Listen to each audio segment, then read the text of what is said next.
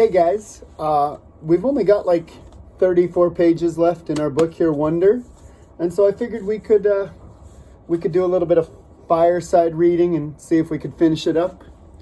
If you remember when we last left off, Augie had just gotten back home from his little camping trip where he got attacked by those guys in the woods, and his friends, stood in to step up for him, and he even made some new friends because of that. His hearing aids broke, and he had kind of a hard time. He was walking with his mom when finally he let all of his emotions out and just kind of started crying. And we're picking up now when they got home. So, Mom and I didn't talk much the whole walk home. And when we got to the front stoop, I automatically looked into the front bay window because I forgot for a second that Daisy wasn't going to be there like always, perched on the sofa with her front paws on the windowsill, waiting for us to come home. It made me kind of sad when we walked inside. As soon as we did, Mom dropped my duffel bag and wrapped her arms around me and kissed me on my head and on my face like she was breathing me in. "It's okay, Mom. I'm fine," I said, smiling. She nodded and took my face in her hands. Her eyes were shiny. "I know you are," she said. "I missed you so much, Augie." "I missed you too." I could tell she wanted to say a lot of things, but she was stopping herself. "Are you hungry?" she asked. "Starving. Can I have a grilled cheese?" "Of course," she answered, and immediately started to make the sandwich while I took off my jacket and sat down at the kitchen counter. "Where's Vaya?" she asked. "She's coming home with Dad today." "Boy, did she miss you, Augie," Mom said. "Yeah, she would have liked the nature reserve. You know what movie they played? The Sound of Music." "You'll have to tell her that." "So, do you want to hear about the bad part or the good part first?" I asked after a few minutes, leaning my head on my hand. "Whatever you want to talk about," she answered. "Well, except for last night, I had an awesome time," I said. "I mean, it was just awesome. That's why I'm so bummed. I feel like they ruined the whole trip for me." "No, sweetie, don't let them do that to you. You were there for more than 48 hours, and that awful part lasted 1 hour. Don't let them take that away from you, okay?" "I know," I nodded. "Did Mr. Tushman tell you about the hearing aids?" "Yes, he called us this morning." "Was Dad mad?" "Because they're so expensive." "Oh my gosh, of course not, Augie. He just wanted to know that you were all right. That's all that matters to us. And that you don't let those thugs ruin your trip." I kind of laughed at the way she said the word thugs. "What?" she asked. "Thugs?" I teased her. "That's kind of an old-fashioned word."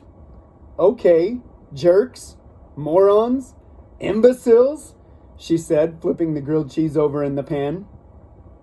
"Cretinos," as my mother would have said. "Whatever you want to call them. If I saw them on the street, I would..." She shook her head.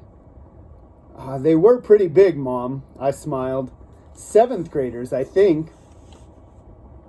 She shook her head. "7th graders?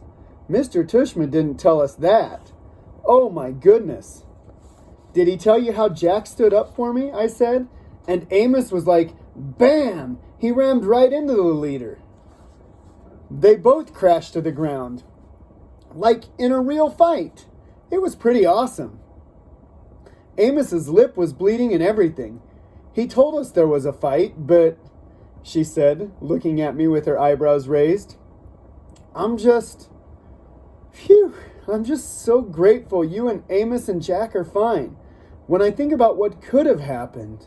She trailed off, flipping the grilled cheese again. "My Montauk hoodie got totally shredded." "Well, that can be replaced," she answered. She lifted the grilled cheese onto the plate and put the plate in front of me on the counter. "Milk or white grape juice?" "Chocolate milk, please." I started devouring the sandwich.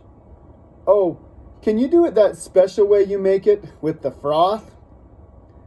How did you and Jack end up at the edge of the woods in the first place? She said, pouring the milk into a tall glass. Jack had to go to the bathroom, I answered. My mouth was full as I was talking. She spooned in the chocolate powder and began rolling a small whisk between her palms really fast. But there was a huge line, and he didn't want to wait, so we went toward the woods to pee.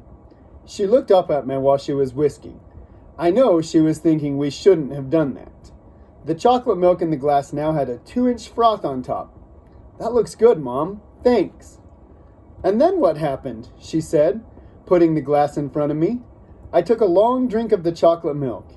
Is it okay if we don't talk about it anymore right now? Oh, okay. I promise I'll tell you about it later, when Dad and Vaya are home. I'll tell you every detail. I just don't want to have to tell the whole story over and over, you know? Absolutely. I finished my sandwich in 2 more bites and gulped down the chocolate milk. Wow, you practically inhaled that sandwich. Do you want another one? She said. I shook my head and wiped my mouth with the back of my hand. Mom, am I always going to have to worry about jerks like that? I asked. Like, when I grow up, is it always going to be like this? She didn't answer right away, but took my plate and glass and put them in the sink and rinsed them with water.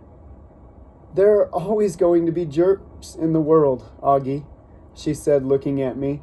But I really believe, and Daddy really believes, that there are more good people on this earth than bad people. And the good people watch out for each other and take care of each other. Just like Jack was there for you, and Amos, and those other kids. Oh yeah? Miles and Henry? I answered. They were awesome too. It's weird because Miles and Henry haven't been really nice to me at all during the year. Sometimes people surprise us, she said, rubbing the top of my head. I guess. Want another glass of chocolate milk? No, I'm good, I said. Thanks, Mom.